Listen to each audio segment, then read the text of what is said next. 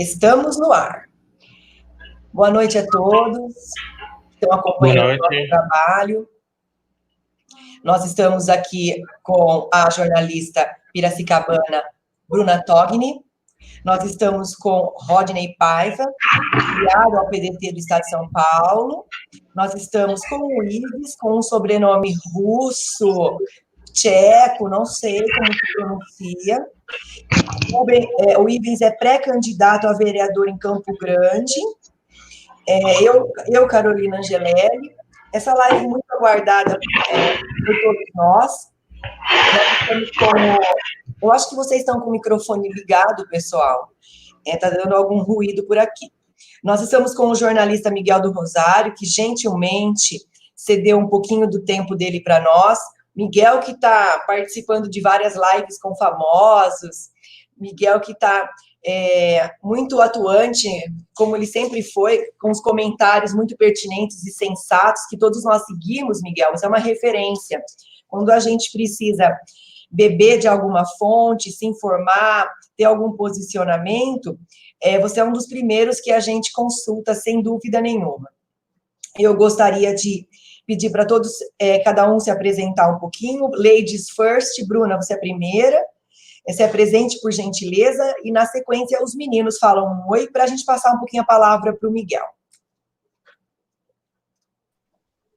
Boa noite a todos, eu sou a Bruna Togni, sou jornalista aqui de Piracicaba e sou filiada ao PDT daqui.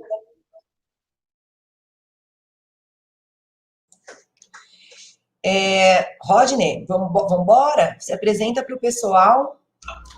Boa tarde, pessoal, especialmente ao nosso convidado de hoje, Miguel do Rosário, do qual eu sou fã, né, dele e do cafezinho, especialmente. Eu sou Rodney Paiva, sou membro do Diretório Municipal do PDT da capital, né, de São Paulo, e não sou pré-candidato a nada, como o resto dos nossos amigos aí, mas eu sou militante do partido e comecei esse programa, esse projeto Conexão Trabalhista juntamente com a Carol. E hoje estou muito feliz de estar com vocês. Vou passar a bola para o nosso Alckmin trabalhista.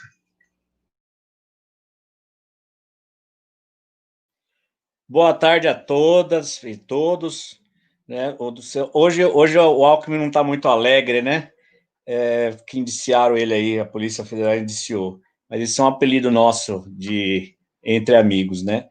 Eu me chamo Ives, sou advogado, historiador também, tenho 37 anos. E sou presidente licenciado do PDT aqui de Campo Grande, no Mato Grosso do Sul. Membro também, junto com o Rodner, da time Ciro Gomes, também a gente ajuda lá na time Ciro, e já compartilhei muito, já li muitas notícias, né, muitas informações do blog O Cafezinho, que tem o nome mais charmoso de todos os blogs, porque quem é que não gosta de tomar um café? Oi, Miguel, boa noite, muito obrigada novamente da sua participação com a gente. Miguel, nós estamos construindo esse canal com o objetivo de conectar as personalidades, conectar as pessoas do Brasil todo, do nosso espectro político. Tanto nós, trabalhistas, nós já recebemos comunistas no nosso canal, nós já recebemos pessoas diversas.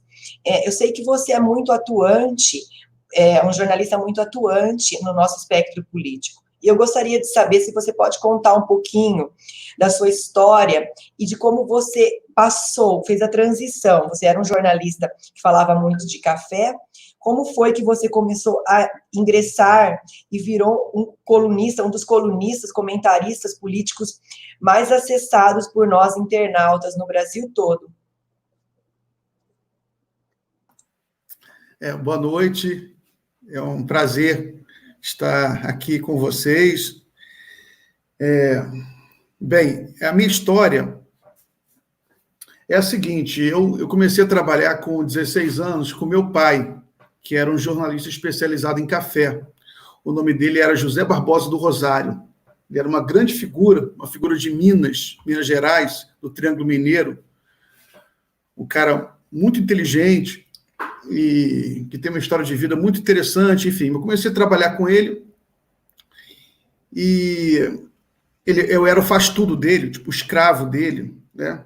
Mas era uma quer dizer, não é correto falar isso, mas eu trabalhei com ele muitos anos, ele morreu em 99, eu continuei a fazer o Jornal de Café durante ainda vários anos, até 2006 ou 2007, se eu não me engano. Era um jornal especializado em café, chamado Coffee Business.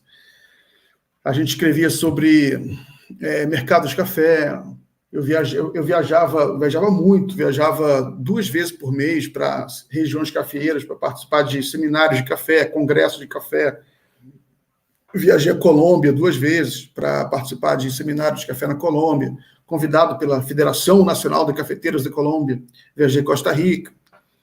Eu era especializado nessa área de café. Só que, a partir de 2004, eu criei um blog político chamado Óleo do Diabo. Na verdade, eu crio 2 blogs, um de literatura e outro de política, que eram meus grandes interesses. Então, eu fiquei mais ou menos com essas 3 atuações. Era uma situação meio esquizofrênica para mim, porque eu era um jornalista especializado em café, de um lado, tinha um blog de literatura de outro, onde eu também fiz muitos amigos, conheci muita gente ligada a essa área, e um blog de política. Né? E os mundos foram se afastando cada vez mais. Tinha o Miguel Barbosa, que escrevia sobre café, outro que era mais literatura, e o outro de política. E foi ficando meio esquizofrênica a situação, até que resolvi juntar tudo numa coisa só. Fiquei fazendo um blog de política e literatura num só.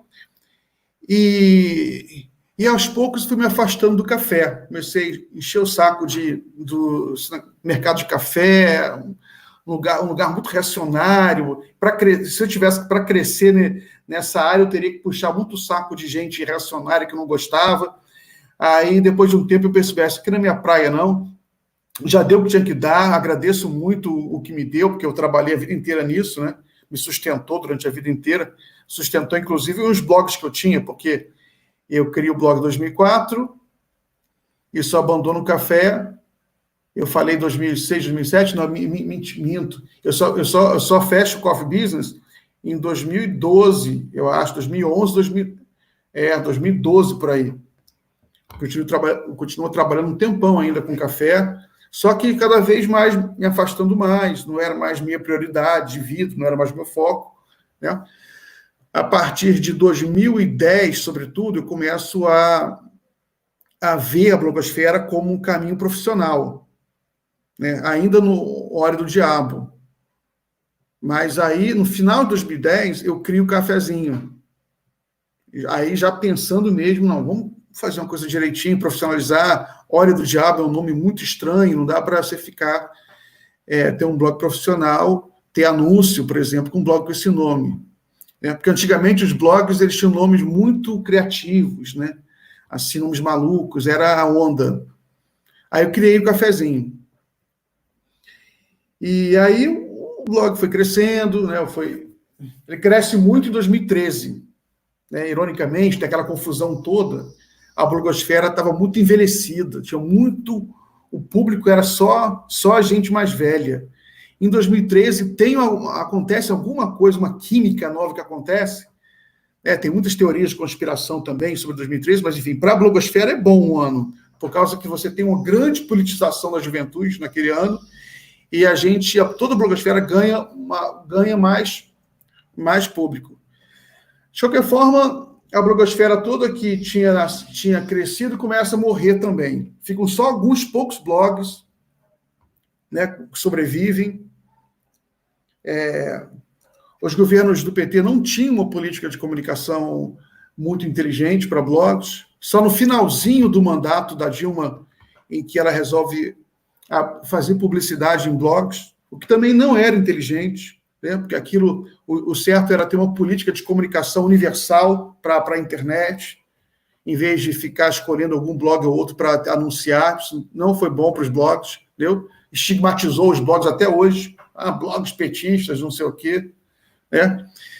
Então, não foi bom. Eu falava isso, eu escrevia isso, não é bom. O mais inteligente não é escolher 10 blogs, botar anúncio da Caixa, não é o certo. O legal é fazer uma política de comunicação universal, uma coisa grande, né? Enfim. Aí depois veio o impeachment, né, todas essas lutas contra o golpe, e também tem um aumento da audiência dos blogs, né? E aí vem 2018, né? 2018, onde você tem um grande desafio na sociedade para tentar recuperar a democracia, né? Porque depois de todo aquele processo do impeachment, a sociedade muito traumatizada. Vocês estão me ouvindo? Beleza. Perfeito. A sociedade muito traumatizada, era óbvio que a gente precisava oferecer alguma novidade, né? Uma proposta nova, uma coisa nova. Bem-vindo de volta, Bruno. Aí, e nesse momento que eu faço um jantar, quer dizer, eu participo de um jantar com uns amigos meus, onde o Vanderlei Guilherme dos Santos, que é um cientista político muito importante, que morreu esse ano, né, infelizmente, que era muito meu amigo, ele participa desse jantar, e a gente estava lá perplexo, e aí, como é que a gente vai resolver esse problema? O que a gente pode fazer? Qual é a sua opinião, Vanderlei? Aí ele faz um discurso muito puto, Vanderlei, puto com toda a esquerda, entendeu? Muito revoltado, fala que a esquerda está fazendo muita cagada, muita merda, que o PT estava fazendo muita besteira, sabe? Que ele estava se isolando de uma maneira muito perigosa, o caminho não era aquele, entendeu? A Gleisi está falando aí coisas horríveis, sabe? Isso é besteira, a esquerda está perdendo o senso de responsabilidade, entendeu? O povo vai se afastar disso, dito e feito, né? Foi o que aconteceu. Aí a gente perguntou para ele, Vanderlei, qual é a solução? Cara, o Ciro Gomes está aí, fazendo uma campanha mais tranquila, sabe? Está conversando com vários setores, está conseguindo construir, se articular melhor. Eu estou conversando com empresários, com militares. E aí foi a primeira vez que... Claro que eu conheci o Ciro já, tinha escrito sobre ele 1000 vezes, não sei o quê, inclusive defendi o Ciro em 2017, mas aí foi a primeira vez que eu ouço, assim, naquele contexto eleitoral, sabe, alguma figura que eu respeitava muito, sabe, que era meu ídolo. Ele morreu há pouco tempo, né? Eu fico um pouco emocionado quando eu lembro dele. Aí ele mencionar o Ciro, né? Aí foi o momento que eu parei para pensar, não, de fato, tem um projeto, tem uma coisa, tem uma novidade aqui. E aí comecei a escrever timidamente no meu blog sobre o Ciro. Cara, os ataques que eu comecei a receber apenas por mencionar a possibilidade do Ciro foram, assim, irracionais. Irracionais, sabe? Muitos ataques. E eu fiquei muito chocado com aquilo. Por que vocês estão... Por que toda essa histeria contra o Ciro? Aquilo me deixou mais com vontade de apoiar o Ciro ainda, sabe? Por causa daqueles ataques irracionais. Aí eu comecei a responder puto, sabe? Que porra é essa? Estão querendo... Vocês estão perdendo a razão?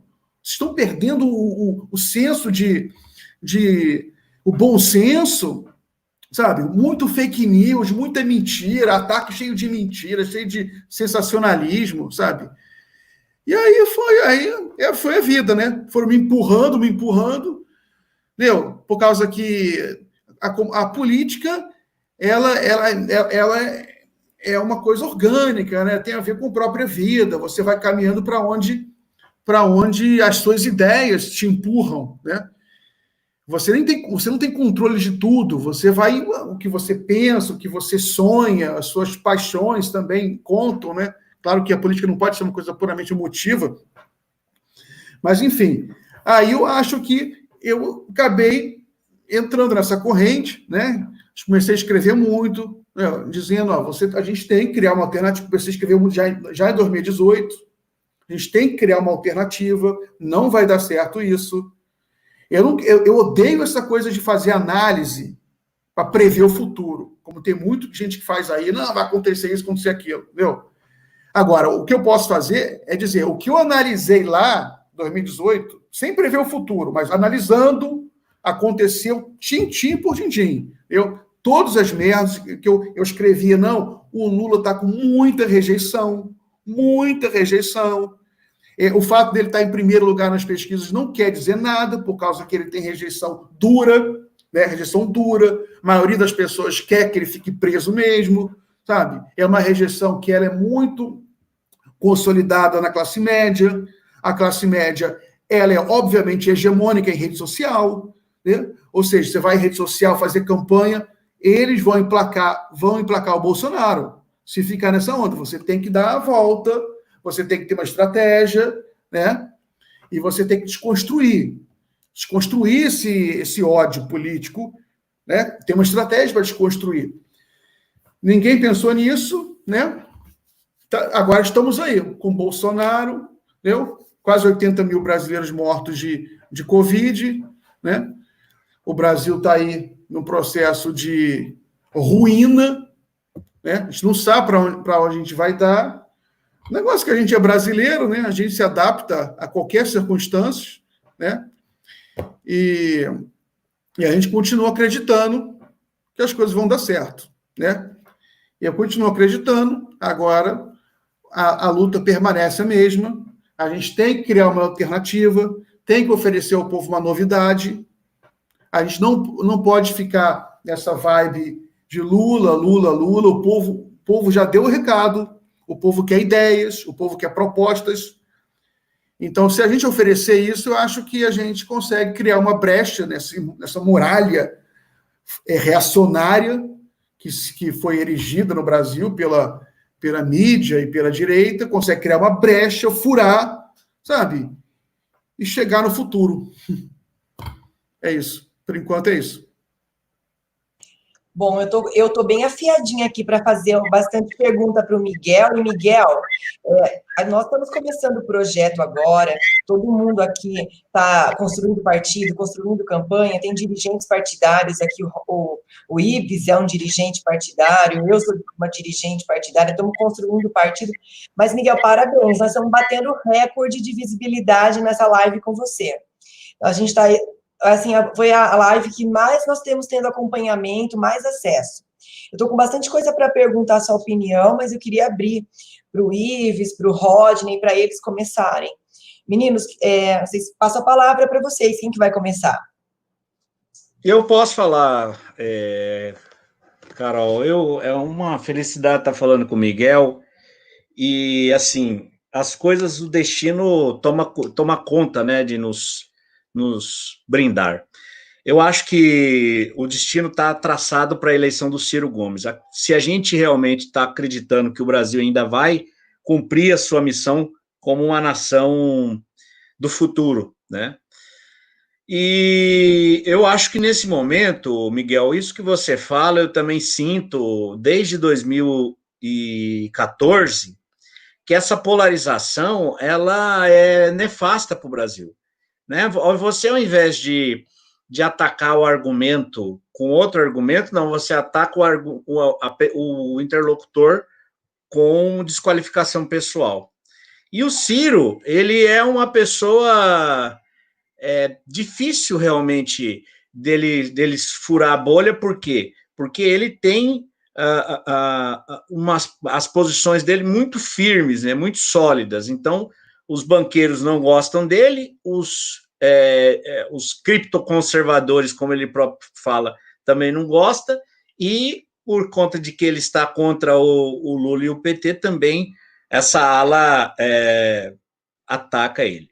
O que eu queria perguntar para você, Miguel, se você já leu o livro do Ciro, eu estou lendo, estou terminando o livro dele, e eu acho que no momento em que nós estamos há 7 anos em polarização, de desqualificação, sem proposta, sem ideia para o Brasil, um livro como o do Ciro é um bálsamo para todos nós. Então, qual que é a tua avaliação em relação ao livro do Ciro e o que isso pode sair de desdobramento para que a gente comece um diálogo no Brasil? Eu vejo até o próprio Fernando Haddad falando em plano nacional, né, um projeto nacional para o país. Então, quer dizer, já está começando nós já estamos começando a colher frutos o Ciro já está começando a colher frutos da narrativa dele, que precisa ser uma narrativa hegemônica, pelo menos na centro-esquerda, para que a gente possa ir para o segundo turno e vencer as eleições.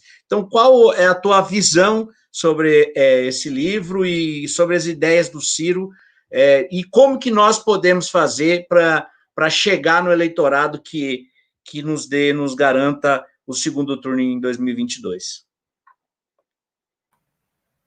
Ives, eu li o livro do Ciro, né? Assim que foi disponibilizado na Amazon, eu comprei Kindle, né? Comprei digital, que assim não precisava nem esperar chegar pelo correio.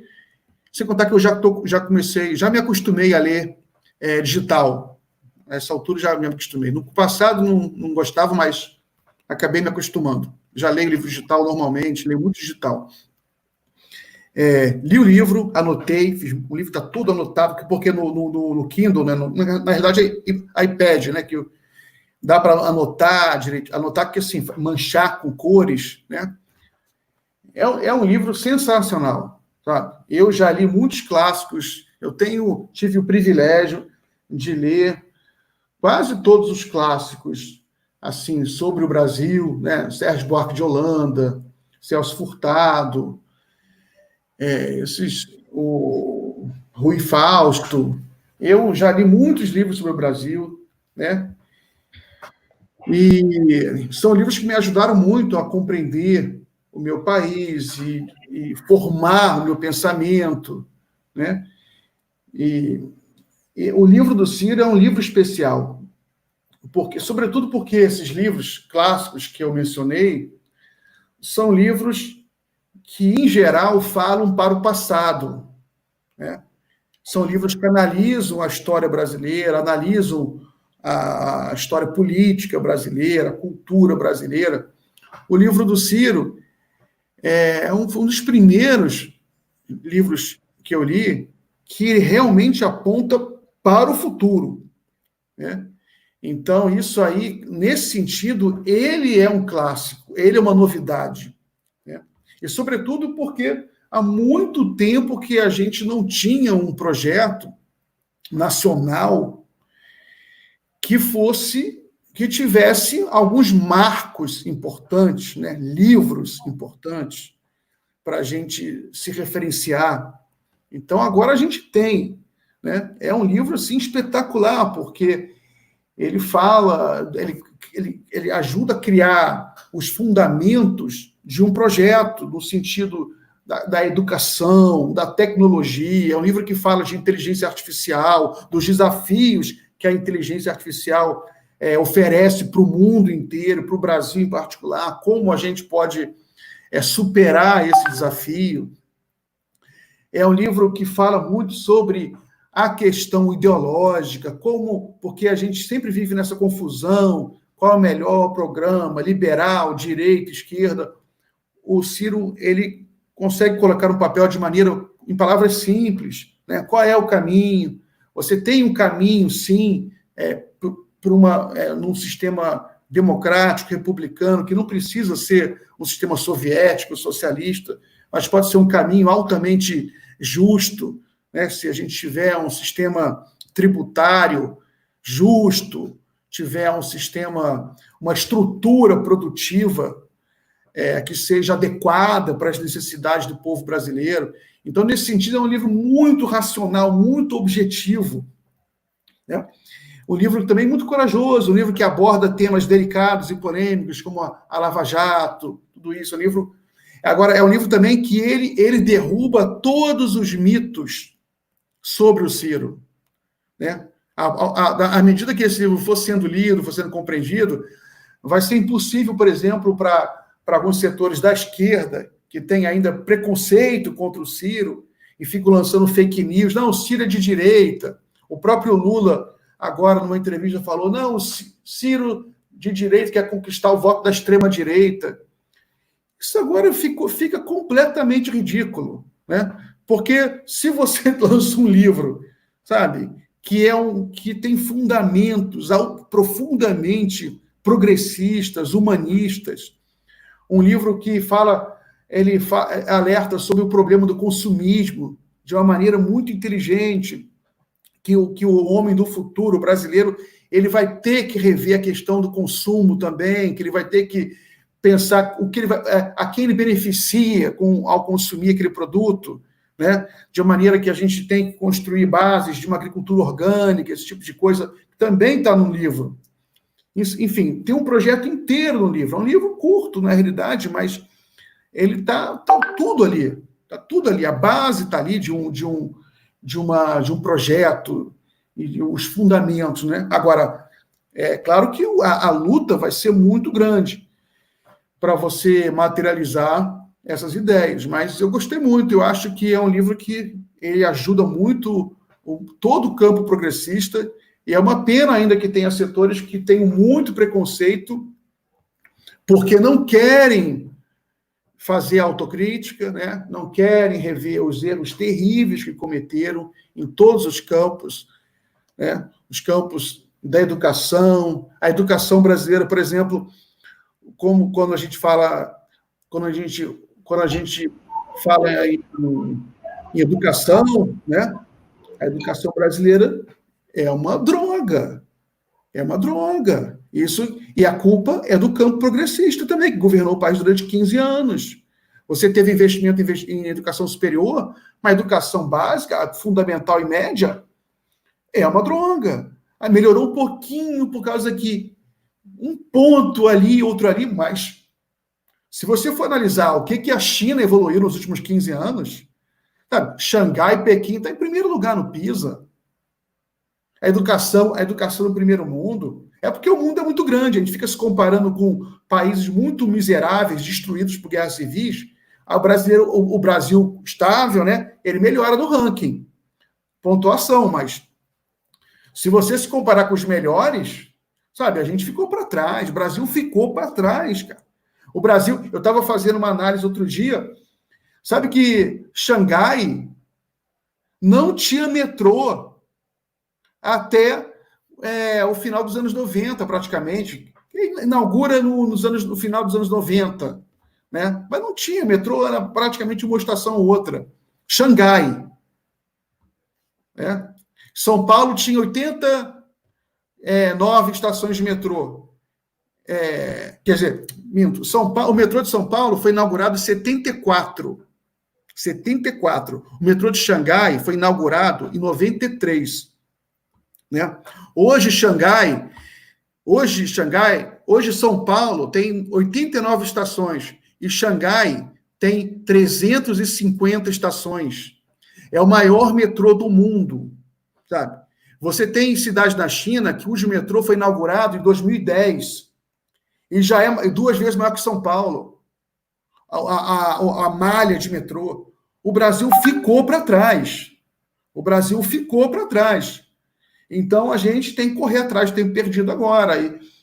E a gente tem que ter um projeto nacional muito ousado, mudar nossa estrutura produtiva, e o livro do Ciro ajuda a encaminhar, ajuda a gente seguir nessa linha. Ô Miguel, se ninguém quiser falar agora, eu gostaria de entrar. Vamos entrar na parte de mídia, que é a sua especialidade, né? E principalmente mídia política. Né? O que a gente percebe é que o PT ele conta com uma blogosfera já formada, né? Que aí você vê DCM, 24/7, Revista Fórum, em grande parte. Boa, Carta Capital agora nem tanto mais, mas já foi muito alinhada ao lulopetismo. O PDT ainda não tem essa blogosfera formada, não tem um conjunto de mídias, né, que apoiem até um pouco desse ódio que você estava citando contra o Lula, que vem da esquerda. Ele é um pouco alimentado, né, o combustível disso vem um pouco dessa mídia, né, que o tempo todo. O DCM fez uma matéria, até o vinho que o Ciro estava tomando, eles foram lá falar do valor, né, que era R$280, enfim, como se fosse muito para alguém que era um empresário da CSN, que tinha um salário altíssimo, que deve ter uma reserva, enfim, são quase, chega a ser parecido com blogs de fofoca, né, nesse caso. E foi comprovado já, né, que vem uma lista de revistas que ganhavam dinheiro do fundo partidário.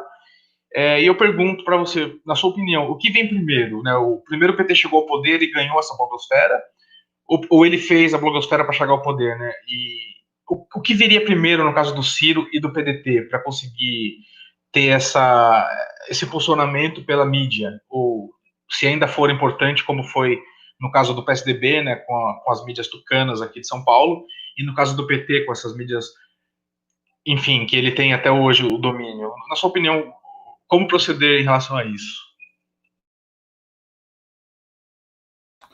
Rodner, muito boa pergunta. Me dá a oportunidade de esclarecer muitas coisas e também da gente fazer uma crítica embasada. É um problema grave, concordo com você. É um problema que a gente tem que tocar. Mas, em primeiro lugar, esses blogs que você mencionou nunca receberam fundo partidário. O que fica vazando toda hora é lista de dinheiro, recursos de publicidade que foram pagos a esses blogs, né? Não tem nada de legal nisso, né? Isso aí era uma coisa que o PT fez pouco. O problema, que eu inclusive já abordei na fala anterior, é que o PT fez pouco. A partir do momento em que ele só apenas 20 blogs receberam anúncio, isso aí fica caracterizado. O Cafezinho recebeu também. Eu fiquei em último lugar lá, mas estou lá, numa das listas, né? Mas isso aí, os valores são insignificantes. Você tinha alguns blogs que recebiam valores maiores, né? Grandes, né?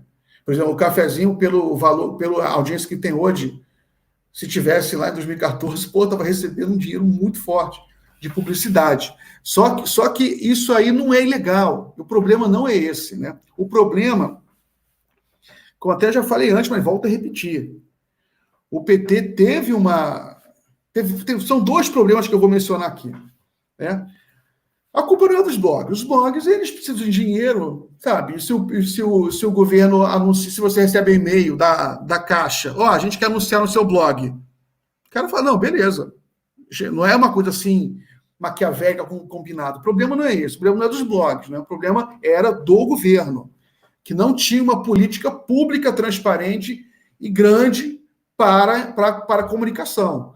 Você dava bilhões e bilhões para a Globo, para o SBT, e dava um pouquinho para os blogs, né, que recebiam, além de receber pouco, ficavam ainda com esse estigma, como você mencionou, de serem blogs comprados pelo PT. Estupidez completa, isso, né? Agora, o problema é que tudo que o PT faz é um problema. Eu já escrevo sobre isso abertamente, sabe? Ele transforma numa coisa do partido, entendeu? Aí você, por exemplo, criou-se uma cultura que é muito negativa.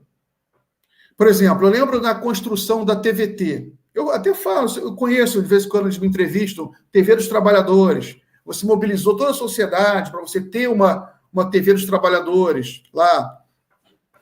Conseguiram é aberto em São Paulo, eles têm sinal aberto em São Paulo. Chegam lá milhares de lugares em São Paulo, né? Mas quando o negócio se estabelece, está rolando, eles só colocam gente do PT lá, entendeu? Só entrevista gente do PT ou ligada à narrativa petista. Nunca chamaram Ciro, sabe? Isso não é plural. Não foi para isso que se criou, não é para isso que se cria uma mídia plural, né? O problema da mídia que é partidária, que eu acho que não tem problema. Você tem um blog, o blog é diferente de um jornal, de uma grande redação. Uma grande redação, você tem 60 jornalistas, alguns têm 200, né? Aí você pode separar aqui, isso aqui cobre PT, PSDB. Blog, geralmente, é uma estrutura muito enxuta, né? Tem um editor.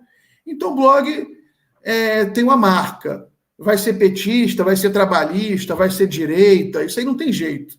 Então, a gente não tem que ter preconceito contra nenhum blog por ele ter essa marca, por ele ter uma linha. Pelo contrário, eu, muitos anos, desde que eu comecei a escrever em blog, eu defendo que se você quiser fazer a comunicação pela internet, é mais honesto você ser transparente.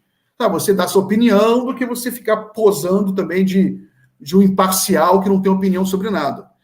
Não dá certo, você não vai ter audiência, vai ser considerado um chato na internet, né? E vai ser considerado hipócrita também, por causa que o internauta ele tem uma capacidade quase que telepática de descobrir o que você pensa, entendeu? Então você pode fingir a melhor, você pode fingir que você não tem opinião, não sei o quê, mas o internauta ele vai descobrir. Ele vai ver uma vírgula, ele vai ver uma coisinha lá, não. Esse cara é petista, esse cara é cirista, esse cara. O internauta é um gênio, que ele descobre tudo. Não tem jeito. Agora, o problema é quando você se torna sectário, né? Sectário, por exemplo, eu quero fazer uma crítica ao Ciro, né? Aí, em vez de eu pegar, o Ciro dá uma entrevista, em vez de eu pegar a entrevista do Ciro, fazer uma crítica e colocar o vídeo dele para que o internauta leia sua opinião e tenha acesso ao vídeo original do Ciro para que ele também tenha oportunidade de formar sua própria opinião, né? Aí, quando você começa a jogar sujo, você não dá um link, você fala uma coisa que o Ciro não falou, faz uma manchete sensacionalista, sabe? E pronto. Aí eu não concordo. Aí eu não concordo. Eu nunca faço isso. Eu sou blogueiro, eu tenho muita ética no meu trabalho, muita ética. Se eu quero criticar o Lula, sabe? Eu nunca vou inventar uma coisa que o Lula não falou, sabe? Eu vou criticar o Lula, bato a beça no Lula, sabe? Mas boto o vídeo original do Lula lá para as pessoas assistirem o que o Lula falou. E se eu falei uma coisa que não é verdade, que o Lula não tenha dito, sabe? Então o internauta vai poder tirar a prova.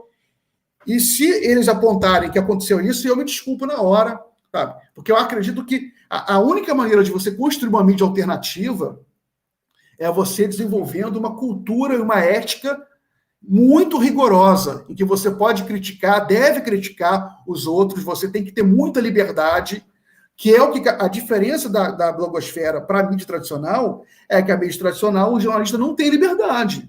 A verdade é essa, ele não tem liberdade. O cara é cheio de travas, o cara tem medo de ser demitido, sabe? Eu não fico nem culpando os caras, não fico xingando, sou contra xingar jornalista, sabe? Já critiquei muito, bati muito, mas com respeito, sabe? Mas na blogosfera, você tem liberdade, você pode escrever o que você quiser, pode ter a opinião que você quiser, se você quiser bater no PT, você bate, quiser bater no Ciro, você bate, quiser defender também, você defende, sabe? Você fala o que você quiser quando você está na mídia alternativa. E essa é a vantagem. Então a gente tem que preservar isso, não pode criminalizar a política na blogosfera, sabe? Se tem um companheiro que é petista, é um blogueiro petista, respeita. Não, o cara é petista. Agora, a gente tem que criar cultura de falar a verdade, sabe? De não mentir, de não inventar coisa que o outro falou e não falou, e, sobretudo, de você querer manipular o leitor, né? Ah, não, o Ciro é extrema-direita. Pô, que nem o próprio Lula falou. O Ciro quer ganhar voto da extrema-direita. Isso é ridículo, sabe? Aí você critica, e se você fala numa entrevista sobre o Ciro, bota o vídeo lá para o internauta ver o vídeo do Ciro. Tá entendendo? Isso é importante, isso aí é a cultura na qual eu me formei como blogueiro, sabe? Dar o link original e falar a verdade. Miguel, você que passou aí por muitos períodos, né, dentro da blogosfera, pensando em 2013, toda a questão da evolução, da primavera, das manifestações, depois do impeachment, e toda a questão de 2018, né, que a fake news não foi inventada em 2018, mas se aflorou dentro da internet. Já que você acabou de citar o leitor, como é que você sente a forma que o leitor recebe a informação hoje dentro desses canais das mídias? Porque a gente, né, dentro do aspecto da comunicação, como jornalista, percebe que as pessoas diminuíram o diálogo, né? E a leitura também. Como é que você tem feito para conseguir atingir as pessoas com seu conteúdo e para manter o blog, né, dentro desses aspectos tão diferentes? Como é que tem sido essa recepção? Boa pergunta também.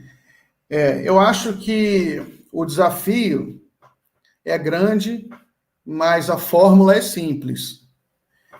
Primeiro, você tem algumas coisas muito simples, umas técnicas muito simples, né? Que é você procurar se ater às fontes primárias, né?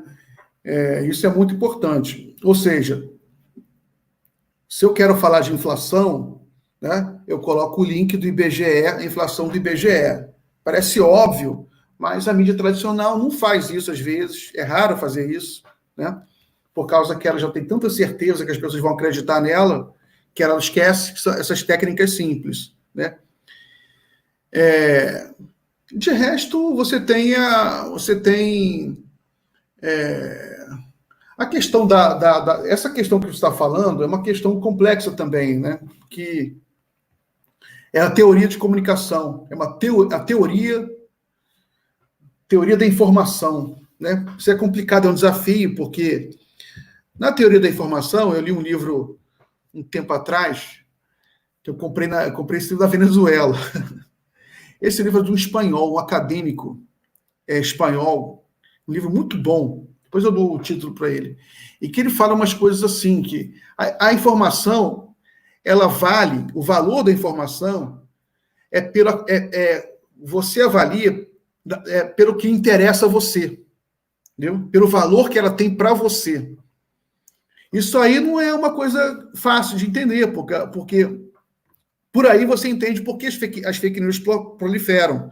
Porque se interessa a você, se você apoia o Bolsonaro, né, interessa a você ouvir notícias a favor do Bolsonaro e contra a esquerda, né? Então você vai valorizar informações que são contra o Bolsonaro. Então, como é que você vai desconstruir isso, né?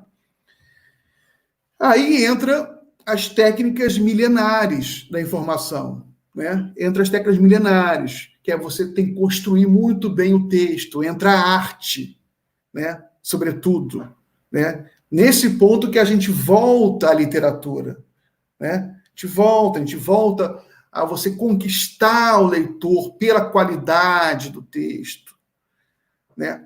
Com toque, você sabendo equilibrar emoção e razão, e a questão das fontes, né? Você procurar sempre se ater às fontes. E por último lugar, a credibilidade, né? Você sempre procurar ser muito honesto com o leitor, né? Você, de uma forma figurada, né? Porque quando você escreve, você não olha, mas de uma forma figurada, você olhar nos olhos do leitor e falar, o que eu estou dizendo não é a verdade absoluta, foi o máximo possível que eu considero verdade absoluta, o mais próximo possível que eu considero de verdade, a partir desses elementos tais e tais, né? E quando você consegue construir essa relação de confiança, aí você consegue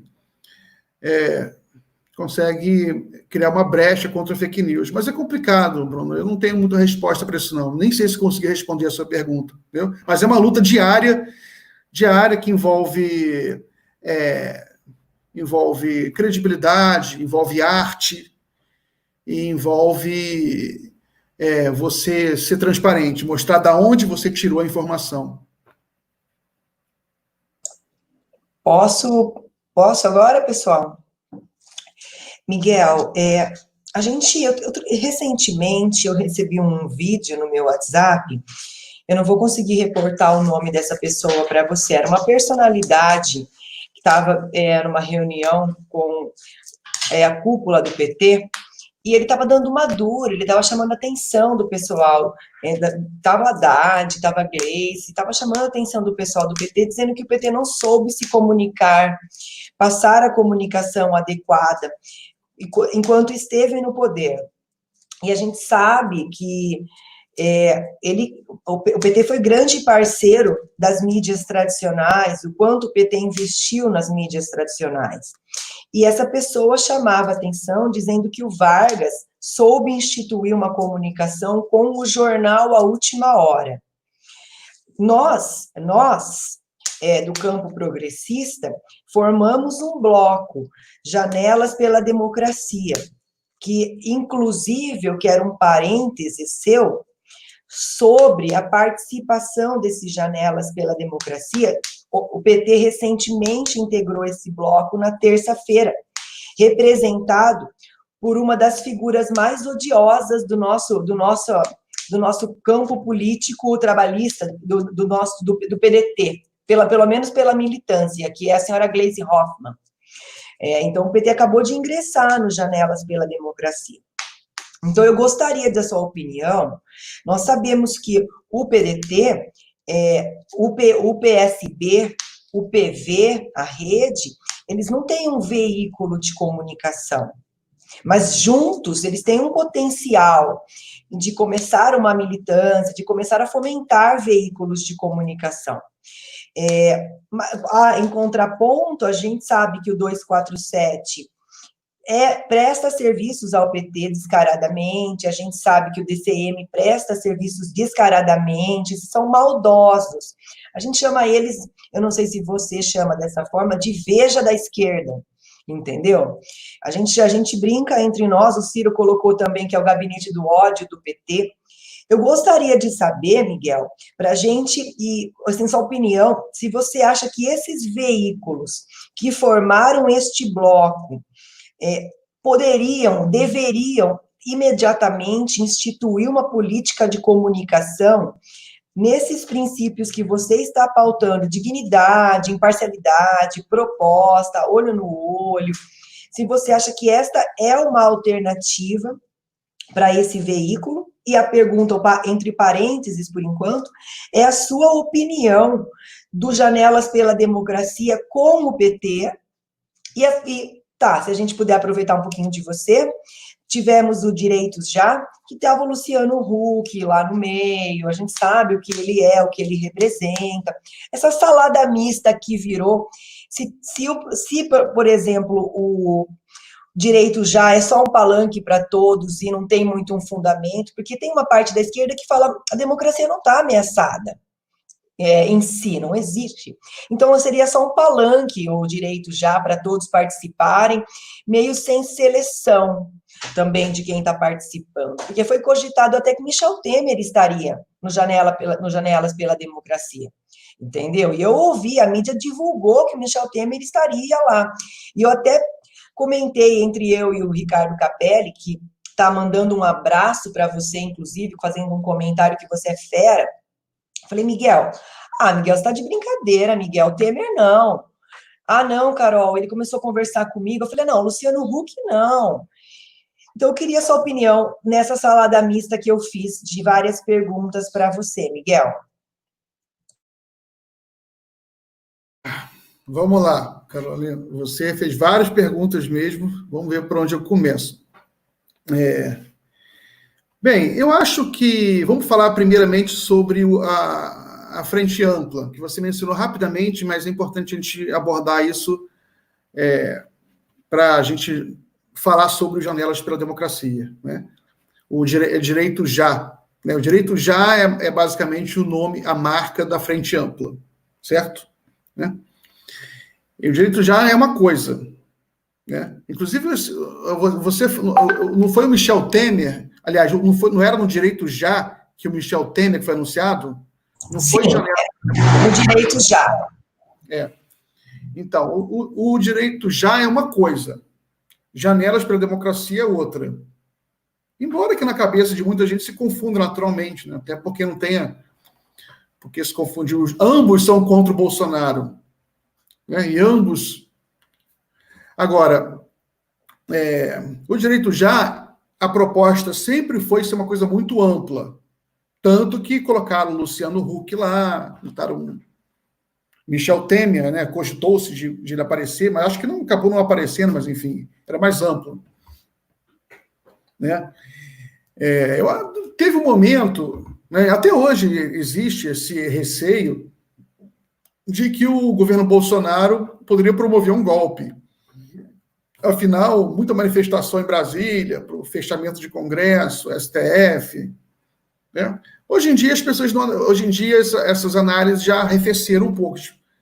Até o próprio Ciro estava falando hoje mais cedo, não, prenderam Queiroz, Bolsonaro agora está pianinho, está quietinho, né?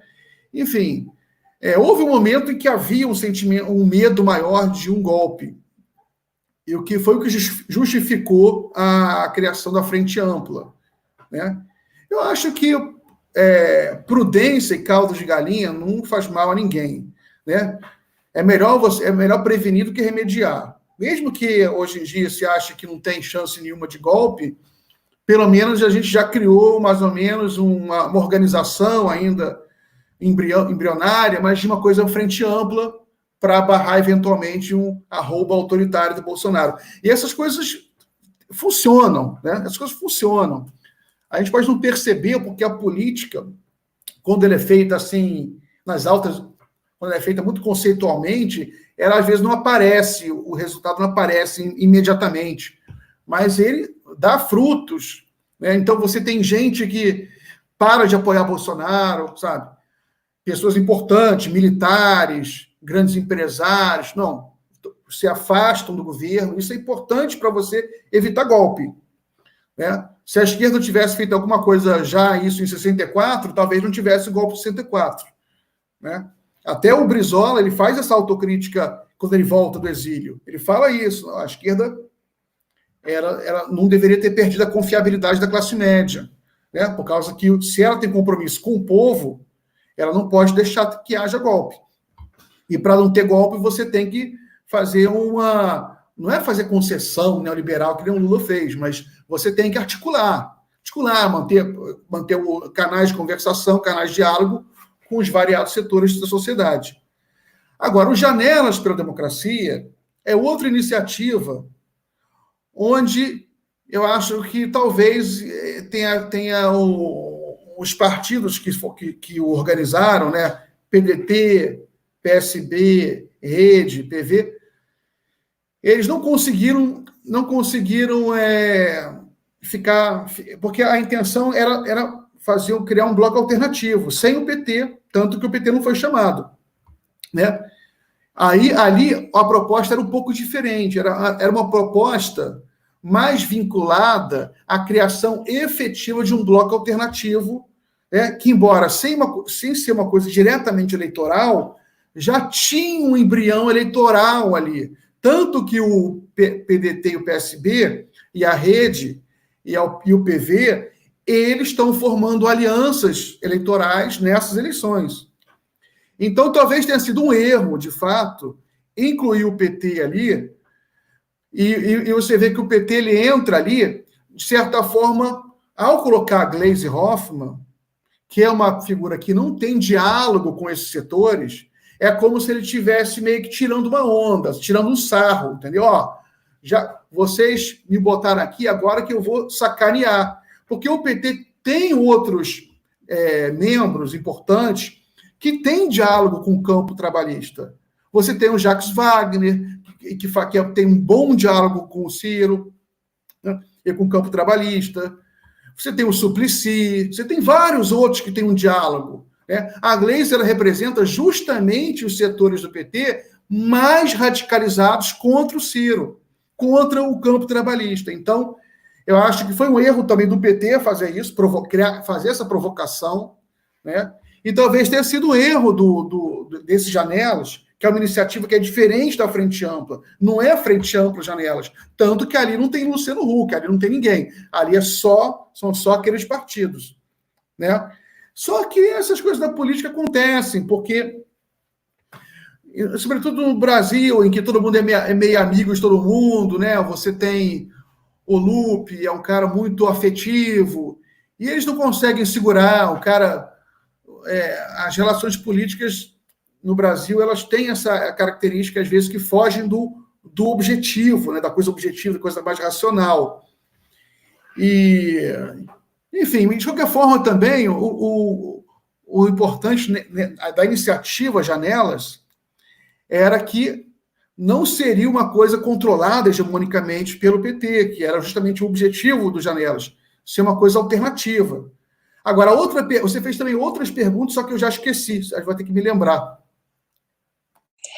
Eu perguntei para você sobre o Janelas, sobre a presença da Gleisi Hoffmann, e você realmente disse que desvirtuou, porque a gente está vendo que o Janelas, eu acreditava que o Janelas, ele era também, Miguel, para a formação desse bloco político para as eleições municipais, que eles estariam se organizando em algumas cidades, com a presença da Gleisi, realmente soou como provocação, sem dúvida nenhuma, porque o Ciro, ele esteve recentemente com o Suplicy, com o Jacques Wagner, então eu achei realmente, eu te perguntei sobre o direito já, e você repetiu uma fala que eu vi o Freixo comentar esses dias, dizendo que por mais simbólico que seja, é importante ter esse simbolismo também.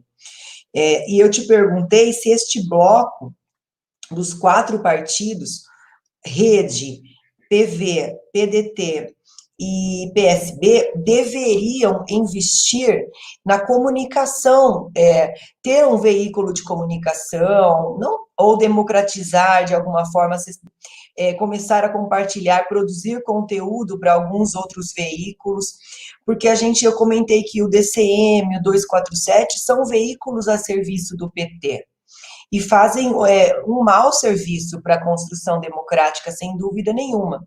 E eu te perguntei se você acha que nós deveríamos ter um veículo, esses partidos deveriam ter alguns veículos, ou fomentar, divulgar em outros veículos, e fiz a comparação com Getúlio Vargas, contando desse vídeo que eu recebi na época. Sim. Agora lembrei que você perguntou. Sim, eu acho que um dos motivos pelos quais outros partidos de esquerda, como o PSB, o próprio PDT, o PCdoB, o PSOL, eles muitas vezes têm dificuldade de terem maior visibilidade na opinião pública brasileira, porque também eles deixaram muito a desejar na questão da comunicação. E muitas vezes, e você tem um problema aí quase genético da classe política, dos dirigentes políticos desses partidos, da esquerda, então, é um problema da esquerda, que aí é uma análise mais longa, em que as pessoas não sabem direito o que é a comunicação, não entendem o que é comunicação, têm medo da comunicação, porque a comunicação implica risco, né? Implica você formar uma massa crítica que pode se voltar contra você mesmo. Então, muitas vezes, você é uma posição mais confortável, você tem uma comunicação bem controlada, bem pequena, bem medíocre, mas totalmente controlada, que não ofereça risco, do que você ter uma comunicação emancipada, independente, né, que tenha grandes audiências, mas que você corra riscos o tempo inteiro. De se voltar, de criticar o próprio partido, né? O PT não tinha comunicação tão boa. Na realidade, o PT ele que se beneficia de um processo político, da crise política profunda que o Brasil vive a partir dessa polarização crescente que vem surgindo entre a mídia e o governo. Conforme a grande mídia brasileira, ela se organiza em bloco contra o governo, né? Você já cria um espaço, uma pressão social para o surgimento da blogosfera, que não era para ser petista inicialmente, era para ser uma blogosfera de esquerda, né? Mas que aos poucos o PT entende que tem um potencial ali e vai trazendo para eles, para o PT, entendeu? Mas essa blogosfera não é propriamente, ou não era para ser petista, né? E esses vícios que você observa, que você menciona em alguns blogs, são vícios. Não eram pré-existentes. Você pode fazer um blog, digamos assim, alinhado com as ideias do PT. Isso não é um problema. O problema é quando você começa a desenvolver alguns vícios de linguagem e de vícios jornalísticos, né? Que aí você começa a criar problemas. Na realidade, esses vícios, eles surgem por conta que, às vezes, é mais fácil você construir uma audiência dessa maneira, né? Você fala um montão de mentira contra o Ciro, você bate no Ciro, faz sensacionalismo, fala mal dos trabalhistas, sabe? Mas você cria facilmente uma audiência alta de petistas, né? Só que você acaba também incorrendo num vício. Tem que tomar cuidado para você não incorrer nesses vícios. Você pode criar, por exemplo, uma blogosfera trabalhista. É interessante, eu acho que o campo tem que incentivar. E agora eu alerto para que você não incorra nos mesmos vícios que acometeram outros campos de comunicação, né? Você tem que, para você oferecer uma alternativa para o Brasil de comunicação, você tem que centralizar em valores éticos muito rígidos, porque se você vai montar uma blogosfera política, evidentemente você tem que ser muito mais ético do que a grande imprensa.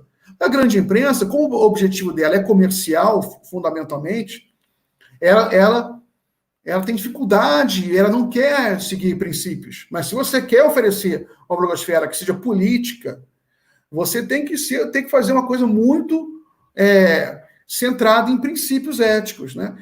E não é questão de ser santo, ético não quer dizer de você não atacar ninguém, sabe? Não, blogosfera tem que ter posição. É para atacar por causa que você acha que merece ser atacado. Isso é política. Né? Senão você não vai ter uma blogosfera política, vai ter uma blogosfera apolítica, despolitizada. Né? Você tem que ter uma blogosfera política, tem que ser uma blogosfera que sabe defender, sabe atacar. Isso é muito importante. Né? Mas agora tem que ter princípio. Tem que ter princípio. Você tem que saber... E ser princípio não é ser principista, né? Ser extremista. Isso também não é por aí. Tem que ter bom senso, tem que ouvir, né? Tem que saber se você acha que o seu campo cometeu algum erro, você não é porque você acha, você tem que ouvir os diversos lados, né? Enfim, você tem um desafio muito grande aí, e agora eu tenho medo que eu vou ter que me despedir de vocês daqui a pouquinho, por causa que eu tenho outra live que vai começar daqui a pouquinho, até com uma companheira do PDT, que é pré-candidata a prefeita de Gravataí, que combinei com ela 7 horas. Já é. Miguel, eu tenho aqui ainda pelo menos mais umas 5 perguntas. E como você, nos nossos primeiros contatos, disse que, na medida da sua possibilidade, sempre estaria dando uma passadinha no nosso canal, eu já vou deixar um convite para um próximo bate-papo, que vai ser uma honra. É muita bagagem para dividir com a gente, e a gente está aqui encantado, anotando as perguntas para passar para você. Beleza, eu volto com certeza. Me chama que eu volto aí na semana que vem e a gente conversa mais. Tá? Desculpe pela de forma tão apressada, mas eu tenho essa outra live, vai começar agora, já está com o link ali. Abraço aí, prazer conhecer vocês. Tá? Miguel, muito obrigada, viu? Um beijo para você. Um beijo para vocês também. Obrigado, Miguel. Um abraço. Valeu, um abraço. Obrigada, Miguel. Pessoal, fica para a gente terminar. Obrigado.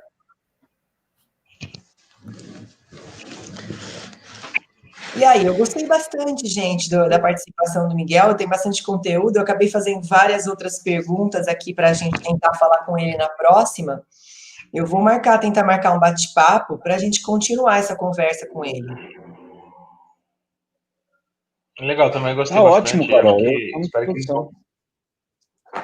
Meninos, nós ainda temos, bacana a gente aproveitar que tem bastante gente acompanhando e dizer que nosso projeto ainda tem uma live, está tudo encaminhado para a gente ter uma live com o Túlio Gadelha na semana que vem, se tudo der certo. E vamos retomar com o Miguel. O Miguel disse que vai, na medida da possibilidade dele, contribuir para a construção do nosso projeto, do nosso canal. E eu estava acompanhando um trabalho do Miguel que eu achei muito interessante. Ele está dialogando, construindo diálogos com um campo que a esquerda tem um pouco de dificuldade de acessar, com os religiosos, com os cristãos. Então, é bacana a gente trazer o Miguel novamente, perguntar para ele como conversar. Uma live que nós tivemos anteriormente com o Rubem Gonzalez, ele disse que a esquerda sabe fazer, que a direita sabe fazer muito bem o papel de conversar, de levar mensagem. A esquerda tem essa dificuldade. Então, é bacana a gente ouvir um pouco da experiência dele, tentar acertar o máximo que a gente conseguir na nossa comunicação, e trazer um pouco dessas pessoas que o Miguel disse que vai nos ajudar a trazer participantes especiais para o nosso canal também.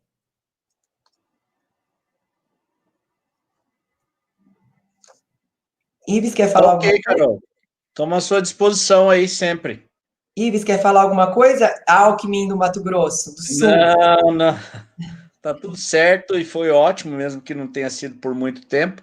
Mas acho até que as lives nossas têm que durar mais ou menos até 1 hora, sabe?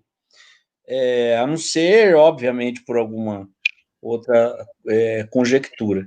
Mas agradecer mais uma vez o convite e acho que é isso mesmo, estamos retomando com todo o gás, né?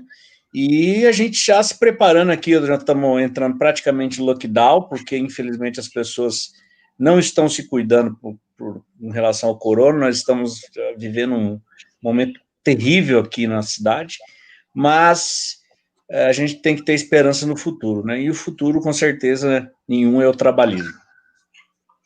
Ô, Ives, a gente está acompanhando o noticiário que o coronavírus o negócio tá feio aí em Campo Grande.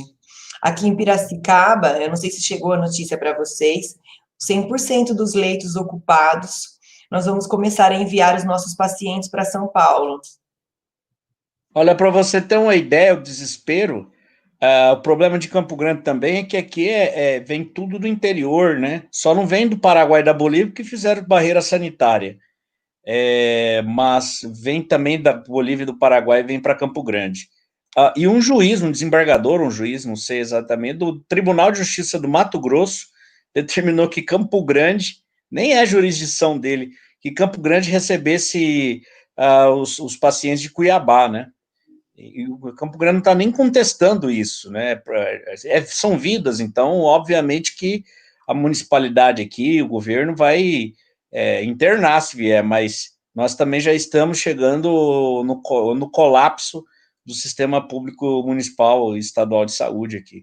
É lamentável e estamos chegando a isso, infelizmente, muito, porque as pessoas não estão tomando os devidos cuidados e agora o prefeito, esse fim de semana e o próximo vai ser de lockdown no sábado e no domingo. Nós temos uma das menores taxas de isolamento do Brasil, e hoje até o prefeito fez um vídeo, que depois até vou mandar para vocês, falando, você quer beber, meu filho? Bebe até as 8 horas, depois você vai para casa, vai jogar para o ímpar com seu filho, vai jogar o stop, mas fica na sua casa, se você for sair, use máscara. É impressionante como muitas pessoas parece que realmente perderam o medo completo dessa doença, muito ocasionado por esse desastrado presidente que nós temos, né? E ficou uma coisa meio corriqueira. Quer dizer, vai precisar morrer mais de 100 mil, 200 mil pessoas no Brasil, já chegamos a 2 milhões de pessoas, né? Infectados, e a gente sabe que é subnotificado. Então, é uma pena nós estarmos passando por todo essa pandemia com esse desgoverno em nível federal. O Rod, você acredita que esse cenário de negacionismo da doença teve um pouquinho da influência do presidente, dessa conduta do presidente? Eu acho que teve sim, mas também tem o fato de acho que o ser humano não consegue ficar muito tempo nessa situação, né? Acho que o pessoal estava já entrando em desespero. Aqui em São Paulo a pressão estava muito grande, já começaram a abrir tudo, né? As lojas já estão abertas. Então provavelmente a gente vai ter uma segunda onda aqui na capital. O Dória segurou até onde pôde, não porque ele estava preocupado com o povo, mas por questão politiqueira mesmo. Então o Dória segurou bastante tempo as coisas fechadas, mas acho que os empresários começaram a pressionar tanto. Agora já está tudo aberto, bar, restaurante e tal, com negócio de pular uma mesa, né? Que acho que não adianta de nada. Mas, enfim, acho que a própria população e os comércios também fariam uma pressão, mesmo que o Bolsonaro, claro que ele não ajuda, mas acho que mesmo que ele não tivesse essa opinião de desincentivar o isolamento, eu acho que a própria população já teria feito. Se o Bolsonaro tivesse cumprido lá no começo, talvez a gente já tivesse uma situação a ponto de não precisar mais do lockdown, né? Então, é difícil responder assim, porque não houve no começo, né? Mas acho que nesse momento já não daria mais para segurar, porque a economia, os comércios que estão fechados, muitas coisas complexas aí em jogo, né? Agora a gente que a gente fica um pouco mais sensibilizado de ficar tanto tempo preso, vivendo recluso, chegou através de um amigo algumas imagens dos animais no zoológico, apareceu até uma matéria recentemente em alguns canais, do sentimento que os bichinhos ficam virados para a parede, sentimentos de depressão. Eu acho que a humanidade está começando a repensar muito também sobre isso, começou a sentir as dores para o bem e para o mal, né, gente? Porque nós vimos que o índice de violência doméstica, nós vimos também que o índice de abandono de animais subiu bastante. Então, eu acho que para o bem e para o mal, a humanidade está repensando um pouco nesse cenário de pandemia. Talvez a gente vai precisar, no futuro, rever a situação dos zoológicos, não permitir mais que animais fiquem tanto tempo presos, os passarinhos na gaiola, a gente vê a situação das girafas, num pedacinho só, dos leões. Eu acho que nós, do campo progressista, que nos consideramos humanistas, este também é um apelo que a gente devia deixar e começar a observar também. O que a gente não quer para nós, a gente também não deveria querer para os bichinhos, esse confinamento eterno, sem perspectiva nenhuma.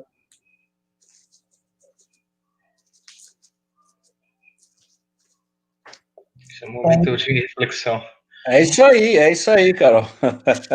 Eu vi umas imagens esses dias e eu fiquei tocada, apareceu uma matéria, acho que era no Fantástico, que as girafas estavam com a cabeça grudada na parede para ver que era um horizonte pintado e as girafas presas num confinamento com a cabeça colada. Eu falei, cara, eu não posso aceitar viver mais assim, sabe? Tomara que essa pandemia, esse cenário, transforme a gente para o bem e para o mal, entendeu?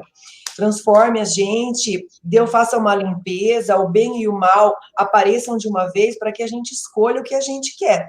E eu não quero viver recluso e também não quero prender os bichinhos. E vocês, meninos? Eu já não gostava, já não concordava com essa história do zoológico, né? Porque inclusive, só foi quando era criança, nunca mais voltei, eu já não concordava com essa ideia, né? Nem precisava ter passado por isso para chegar a essa conclusão, mas realmente estamos numa situação complicada, né? E, bom, aqui tá tudo voltando, espero que não venha uma segunda onda, né? Eu mesmo vou voltar a trabalhar no Ministério Público, que vai reabrir dia 27, né? E vamos lá. Vamos ver. Rod, vai abrir São Paulo toda vai abrir dia 27? São Paulo toda, todo o Ministério Público de São Paulo. Se não mudarem, vai abrir dia 27 em sistema de escala, né? Vai trabalhar metade, um dia, metade, outro dia. E até dia 31 de agosto vai ficar esse esquema de... Os horários do metrô vão voltar ao normal, os horários de ônibus, que eram horários reduzidos, vai tudo voltar ao normal? Já não está tão reduzido, não, até onde eu sei. Acho que o metrô eu estava trabalhando um pouco por causa da pandemia com algumas rotas reduzidas em horário, entendeu? Uhum. Porque o interior agora está recebendo aquele surto forte que deu aqui na capital, tá chegando aí, né? A minha irmã é de Barueri diz que lá agora que o bicho tá pegando lá de verdade. Aqui o número de infectados diários está assustando a gente, nós não temos mais leitos nos nossos hospitais, aqui estão todos ocupados, porque Piracicaba, ela recebe pacientes de várias cidades aqui da região que não tem leitos de UTI. Então, a situação em Piracicaba está bem dramática, o comércio voltou a fechar. Eu ainda defendo o lockdown, assim, pelo menos por uma semana, 10 dias, um lockdown total, uma medida vai doer em todos nós, bem severa, mas é melhor sofrer, a gente ficar recluso por 10 dias, do que ficar constantemente sobre essa ameaça de vai e de volta. Eu não sei se vocês concordam também comigo. E outra coisa também, né, a prefeitura, os municípios, nós ainda temos dificuldade de testagem. Segundo lugar, nós temos uma dificuldade muito grande, porque é uma doença assintomática. Então, por exemplo, esses dias atrás teve um nosso companheiro aqui, presidente do partido, foi com o motorista dele, né, com o assessor dele, fazer o teste na farmácia mesmo, lá que faz, e deu o inconclusivo dele, do assessor dele. Ele foi, fez o teste mesmo, o teste mais completo, e deu que ele já tinha tido a doença, né, para vocês terem uma ideia. Eu imagino que esse negócio de estar meio aberto, meio fechado, com isolamento pequeno, vai fazer com que, infelizmente, a curva só se ceda mesmo lá por setembro, outubro. Então, inclusive nas eleições municipais, acho difícil a gente ter uma campanha mais ostensiva de rua, vai ser uma campanha muito tímida, né? Enfim, eu espero que saia logo uma vacina. A Rússia tem falado já que tem vacina pronta, tomara que seja verdade mesmo, porque você passar por um momento de pandemia tendo uma liderança minimamente responsável já deve ser difícil. Agora, imagina a gente passar pela pandemia e ainda ter que aguentar o Bolsonaro para acabar com o piqui do Goiás, como a gente fala aqui em Campo Grande. Eles disseram que a vacina mais rápida será disponibilizada vai chegar aqui no Brasil em junho do ano que vem. Tanto é que a gente já viu aqui, por aqui, Ives, as escolas de samba, acho que do Rio, elas já cancelaram o carnaval. É a solução, né? Não vai ter como fazer isso se não tiver já vacinado o pessoal até o carnaval.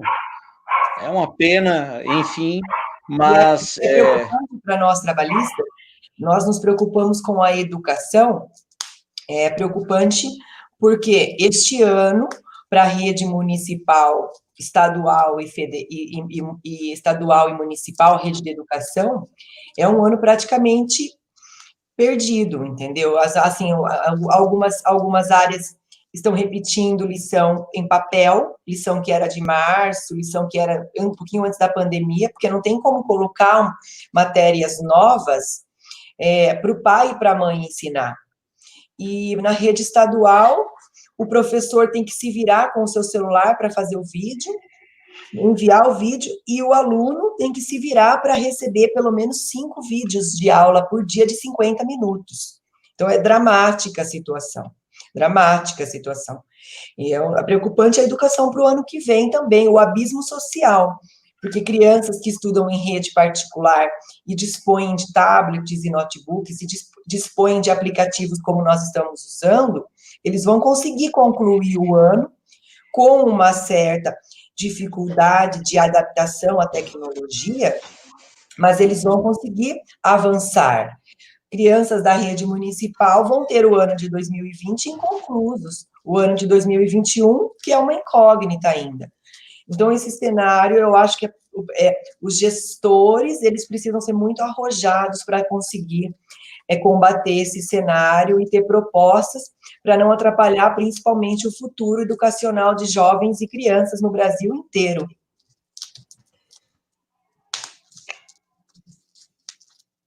É isso aí. Pessoal, vamos nos despedir, então. Eu quero...